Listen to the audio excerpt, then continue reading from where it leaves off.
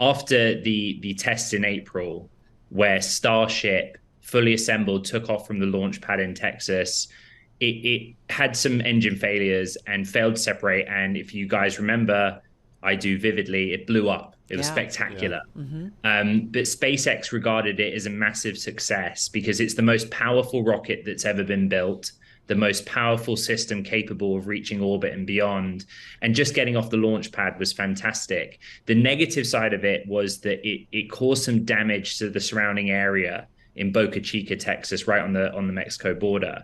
And this whole process has been held up by the FAA asking SpaceX to make fixes that can kind of, when it does attempt to launch again, which looks like this Friday at 8 a.m. Eastern time, that were there to be another explosion or system failure, it wouldn't impact the environment around it. But Tim, the way you frame it is spot on. This is the rocket that will get humankind to Mars eventually, according to Elon Musk. So that's why we care. Hey, Ed, take us back to the environmental damage that it caused. I mean, we're talking like fires pretty far away, right? Yeah, so if you think about it, it's a massive rocket.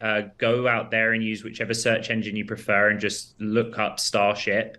It's huge. And so when it exploded, debris was kind of sent far and wide. There is a large exclusion zone mandated by the FAA when a launch like this happens to protect civilians and other airspace users. But the debris was flung and there was a wildlife impact. And actually what you saw was wildlife groups sue the FAA following that April test. And they sued them saying that the FAA had approved SpaceX too quickly to be allowed to do this without fully considering the environmental impacts. So again, the FAA went back to SpaceX and said, we'll give you back your license to launch from Boca Chica, but only if you can make improvements that satisfy us that you'll address these risks. And based on the language of the FAA statement in the last hour, they are satisfied with the changes that SpaceX has made.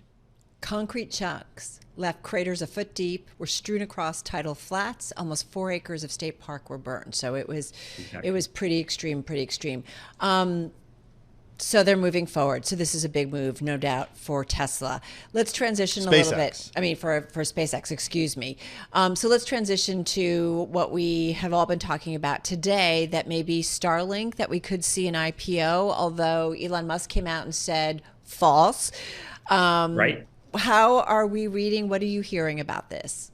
So all of these stories are linked, but myself and my colleagues around the country reported this morning that a listing, a spin-off of the Starlink unit via an IPO could happen late 2024 or 2025. And as you say, as soon as we published the story, Elon Musk took to X, the platform formerly known as Twitter, and said false without elaborating further. And as you guys know, I've done a lot of reporting on SpaceX and Tesla over the years, where Elon Musk has taken to social media to say false. And in the end, every single one of those stories has proved accurate. So acknowledging what he said, but it is important because 2 reasons.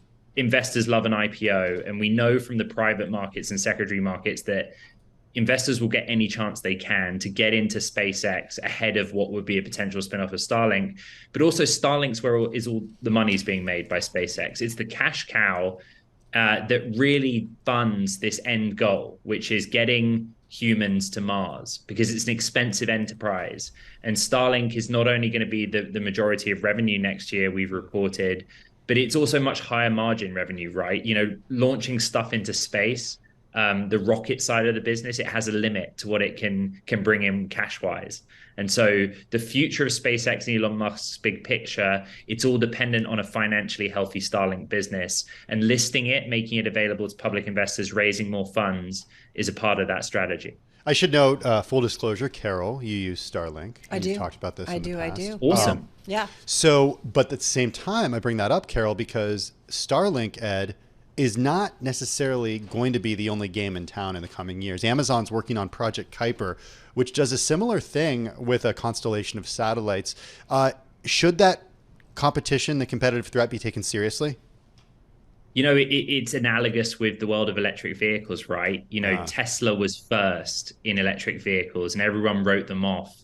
And to this day, with all the competition that we talk about on this program all the time, they're still the clear market incumbent, both from a volume perspective and a technology perspective. And the same with Starlink. There's a wonderful function on the Starlink website where you can see globally the coverage via a map, those countries where Starlink's operational and those that are about to come online.